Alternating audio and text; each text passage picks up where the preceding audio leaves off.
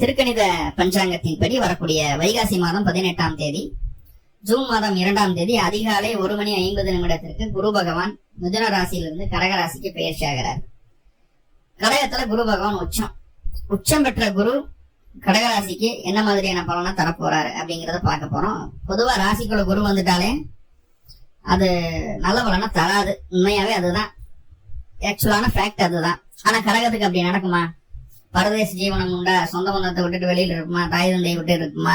குழந்தைகளை விட்டு இருக்குமா? அப்படிங்கறது எல்லாம் தாண்டி பாக்யஸ்தானத்திற்கு அதிபதி குரு அவர் ராசிக்குள்ள வந்து அமர்றாரு. 9ஆம் அதிபதி ராசியில் அமர்வது மிகப்பெரிய யோகத்தை செய்யக்கூடிய ஒரு அமைப்பு அப்படிங்கறது புரிஞ்சுக்கிடணும். பொதுவா ராசிக்குள்ள குரு அப்படிங்கறத தாண்டி எந்த ஸ்தானத்திற்கு அதிபதி, எந்த பாவத்திற்கு அதிபதி அப்படிங்கறதெல்லாம் பார்த்து அதுல நடக்கக்கூடிய நன்மைகளையும் தீமைகளையும் தெளிவா இந்த பதிவுல பாத்துறேன். எந்த ஒரு பயிற்சியுமே, குரு பயிற்சியோ, சனி பயிற்சியோ, ராகுகேதுவோ, சுக்கிரனோ, செவ்வாயோ, சந்திரனோ, எந்த கிரகம் பயிற்சி ஆனாலும் அதுல நன்மையும் உண்டு, தீமையும் உண்டு இல்லையா? எந்த பாவத்திற்கு அதிபதியா வர்றாரு, எந்த பாவத்துல போய் உட்கார்றாரு அப்படிங்கறத பொறுத்து நன்மையா இருக்கா தீமையா இருக்கான்னு நம்ம கணிக்கிறோம் இல்லையா? சோ அப்படி குரு பயிற்சியிலையும் நன்மைகளும் உண்டு, தீமைகளும் உண்டு. இந்த பதிவுல நம்ம என்ன பார்க்க போறோம்னா, என்னென்ன விஷயங்கள்ல நன்மை, என்னென்ன விஷயங்கள்ல தீமை, அப்போ அந்த கெட்டதை நல்லதா மாத்திக்கிறதுக்கு ஏதாவது வழி இருக்கா, என்ன வழிபாடு செய்யணும், எந்த கிழமையில செய்யணும், எப்படி செய்யணும் அப்படிங்கறத அந்த பதிவுல பார்க்க போறோம். குரு பகவான் குரு பயிற்சி ஆகுது. மிதுன ராசில இருந்து கடக ராசி, உங்க ராசிக்குள்ளேயே வர்றாரு குரு. ஐப்பசி 14ஆம் தேதி வரைக்கும் உங்க ராசிக்குள்ள இருக்காரு. அப்புறம் ஐப்பசி 14 அன்னைக்கு அதிசாரத்துல உங்களோட ராசிக்கு 2ஆம் இடமான சிம்ம ராசிக்குள்ள பயிற்சி ஆகிறாரு. எகன் தை மாசம் 10ஆம் தேதி வக்ரகதியில மறுபடியும் உங்க ராசிக்குள்ளேயே வந்து அமர்றாரு. ஒரு 70-80% குரு பகவான் கடக ராசியில உச்சம் பெற்ற நிலையில இருந்தா என்ன பலனை செய்ய போறாரோ அதைத்தான் இந்த குரு பயிற்சியில செய்வார். அந்த அதிசார பயிற்சி, வக்ர பயிற்சி அப்படிங்கறதெல்லாம் பெரிய சேஞ்சஸ் கொடுக்காது. ஏன்னா ஒரு ஷார்ட் டைம் தான். ஐப்பசி 14ஆம் தேதி, தை 10ஆம் தேதி, கிட்டத்தட்ட ஒரு 2.5 மாசம் தான். பெரிய சேஞ்சஸ் அதுல கிடைக்காது, பெரிய மாற்றங்களை நம்ம பார்க்க முடியாது. இப்ப குரு கடகத்துல இருந்தா என்ன அப்படிங்கறத பார்க்கலாம். உச்சம் பெற்ற குரு பகவான் உங்களுடைய ராசியில, சந்திரன் மீது குரு. நல்லா புரிஞ்சுக்குங்க.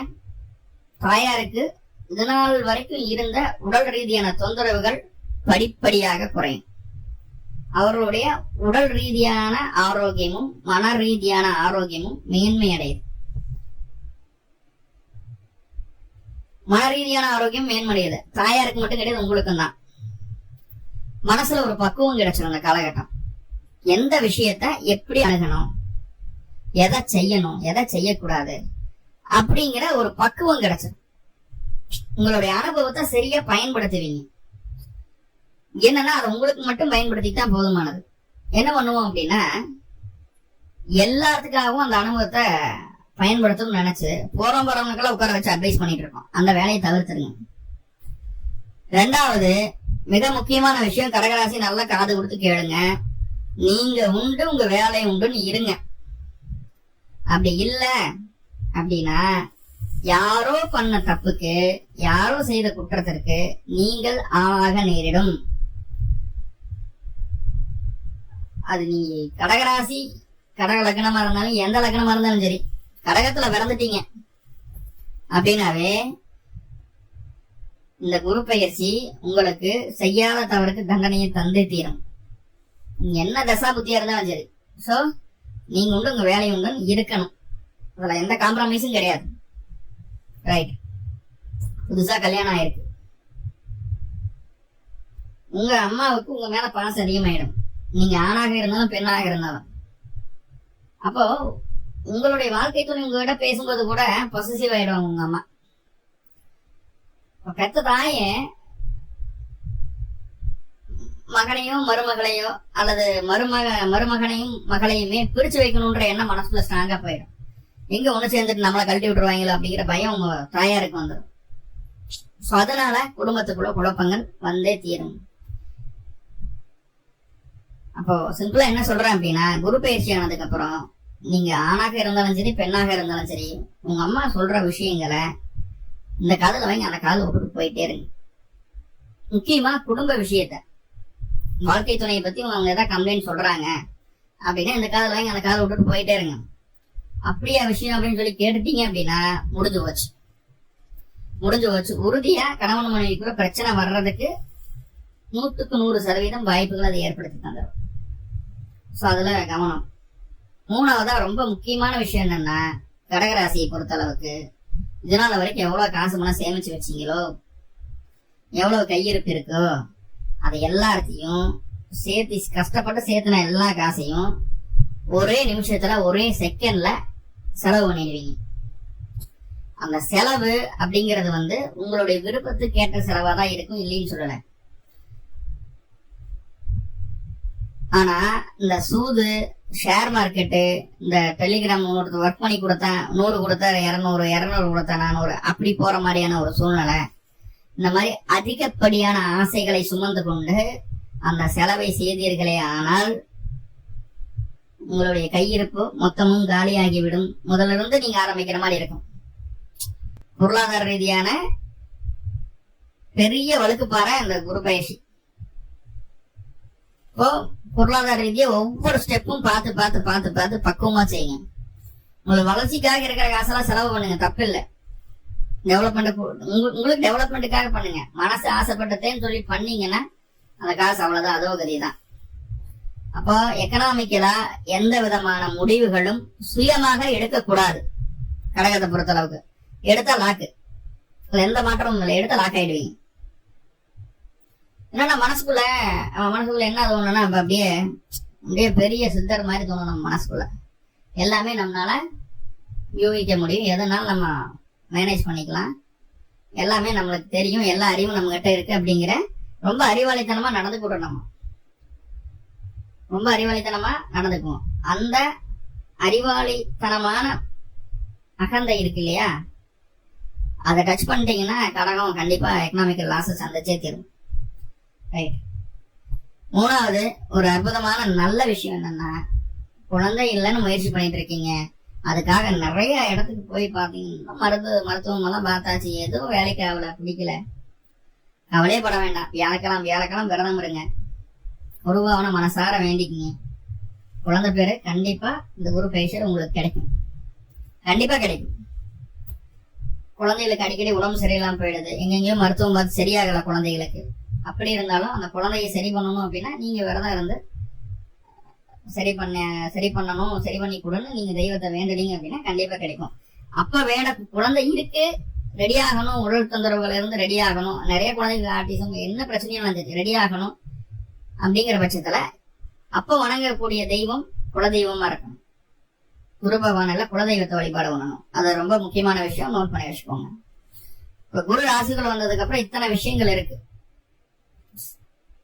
கூடவே கடன் வேணும்னு நினைக்கிறீங்க, எங்கெங்கேயும் முயற்சி பண்றீங்க, கடன் கிடைக்காம போயிருக்கும் கடந்த காலகட்டங்கள்ல, ஏன்னா விரயத்துல இருந்தாரு, அதுக்காக அலைஞ்சிருப்பீங்க, அதுக்கான பலன் இல்லாம போயிருக்கும். ஒரு வீடு வாங்கணும், நிலம் வாங்கணும், ஒரு பிசினஸ் லோன் கிடைக்கணும், இல்ல பர்சனல் லோன் வாங்கலான் இருக்கேன், ஒரு ஹவுசிங் லோன், எதுனாலும் சரி குரு பயிற்சிக்கு அப்புறம் முயற்சி பண்ணுங்க. நேஷனலைஸ் பேங்க்லயே கிடைக்கும், வட்டி கம்மியாவே கிடைக்கும், கண்டிப்பா கிடைக்கும். கடன் அமைப்புகள்ல பிரச்சனை இல்லை. சார் ரொம்ப கடன் வாங்கக்கூடிய மனநிலைமை இருக்கு உங்களுக்கு, எங்கெல்லாம் கடன் கிடைக்கிற வாங்கி அதை பண்ணி லாஸ் பண்ணிடுவேன் அப்படின்ற மாதிரி உங்களோட கேரக்டர் இருக்கு அப்படின்னா இந்த தடவை கடன் வாங்காம விட்டுருங்க. கேட்கிற இடத்துல கிடைச்சிடும், அதனாலதான் சொல்றேன், கேட்டா கிடைச்சிடும். நம்ம திருப்பி தரமாட்டோம், நம்மளுக்கு திருப்பி தரமாட்டாங்கன்னு அப்படிங்கிற ஒரு எண்ணம் இருக்கக்கூடிய நபரே உங்களுக்கு கொடுத்துருவாங்க. இதுக்கு மேல என்ன சொல்ல, கேட்டா கிடைச்சிடும். அதை சரியா பயன்படுத்த முடியுமான்றத யோசிச்சுட்டு பண்ணுங்க. வீண் விரைய செலவுகளுக்கும் இந்த காலகட்டம் உறுதுணையாக இருக்கிறது. பொருளாதார ரீதியான பெரிய வழுக்குப்பாறையின் மேல இருப்பான்றிருக்கீங்க கடகம், அதை மைண்ட்ல வச்சுக்கோங்க. கடன் வாங்கணுமா வேண்டாமாங்கிறது முடிவு பண்ணி வாங்கிக்கோங்க, ஏன்னா கேட்டா கிடைக்கும். சண்டைக்கு வேணான்னு சொல்லி நின்று இருக்கும் குரு, தெரியாம போய் காலை வச்சு கீழே உடைக்கி விழுந்து ஏமாந்துட போறீங்க. அது ரொம்ப முக்கியமான விஷயம். எக்கனாமிக்கல் குழந்தை கிடைக்கிறது, பூர்வீக சொத்து சமமான விஷயங்கள் இருந்து அந்த பிரச்சனைகள் நீங்கிறதோ, இல்ல நீங்க வெளியூர் வெளிமாநில வெளிநாட்டுல இருக்கிறீங்க, பூர்வீகத்துக்கு வந்து இருக்கணும்னு நினைக்கிறீங்க, அதுக்கான முயற்சிகளை சக்சஸ் ஆயிடும். வெளிநாட்டுல இருக்கிறவங்களா ஈஸியா இந்தியா வந்துட்டு போயிடலாம். அப்படி இங்கே செட்டில் ஆகணும்னா அதுக்குண்டான ப்ராசஸ் பண்ணலாம், கண்டிப்பா அது உங்களுக்கு சக்சஸும் ஆகும், அதுல எந்த மாற்றமும் இல்லை. ரைட். உங்க குரு அப்படின்னு சொல்லக்கூடிய கிரகம் 7ஆம் இடத்தை பாக்குறாரு, திருமணம் இல்லை, திருமணத்துக்கான முயற்சிகள் என்னமோ பண்ணிட்டு இருக்கோம், நடக்கல. கண்டிப்பா அந்த காலகட்டம் நல்ல வரன் அமையும், நல்ல வரன் அமையும்.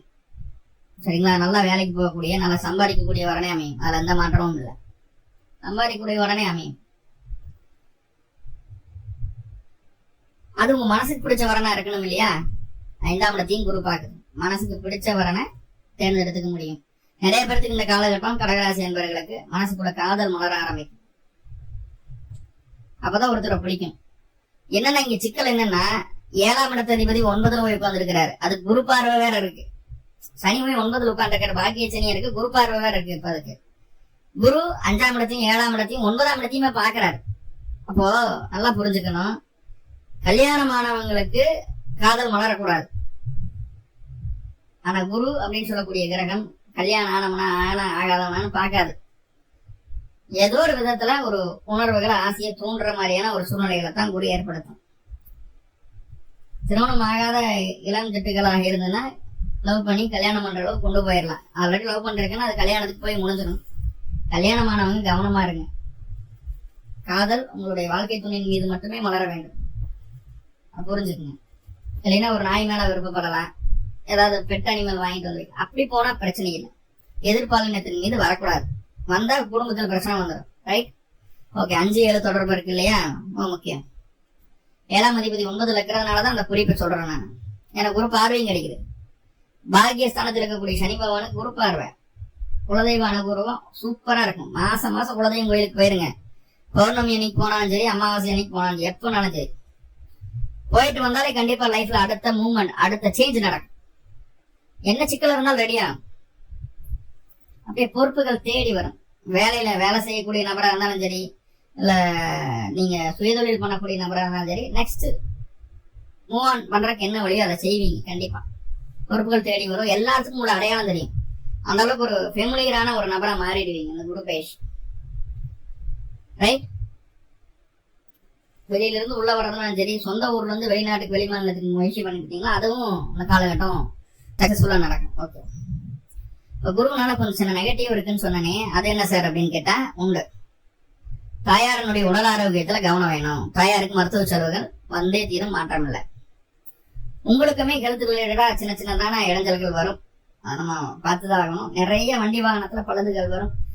புதுசா வண்டி வாகனம் வாங்கணும்னு பிளான் இருந்ததுன்னா இந்த மாசம் இந்த வருஷம் செய்யாதீங்க. குரு பயிற்சி ஆனதுக்கு அப்புறம் செய்யாதீங்க.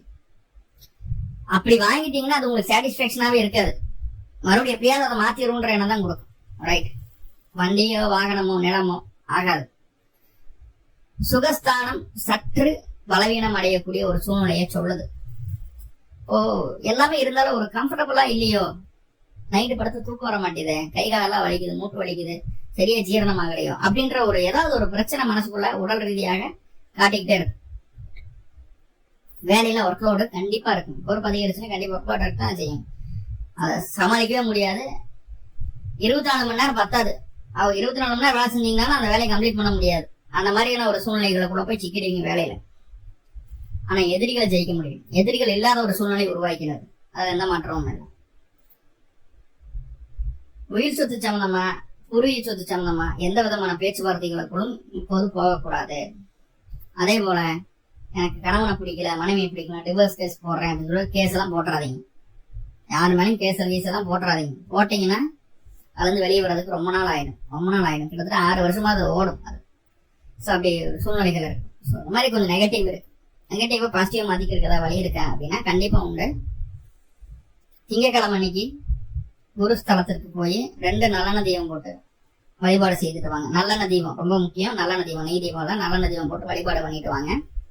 கண்டிப்பா அந்த குரு பயிற்சி உங்களுக்கு மிகப்பெரிய முன்னேற்றத்தையும் யோகத்தையும் தந்தே தரும். மேலும் உங்களுக்கு நல்லதெல்லாமே நடக்கணும்னு சொல்லி எல்லாம் பரம்பொருளை பிரார்த்தனை பண்ணிட்டு இந்த பதிவை முடிச்சுக்கிறேன். நன்றி நண்பர்களே. வாழ்வுல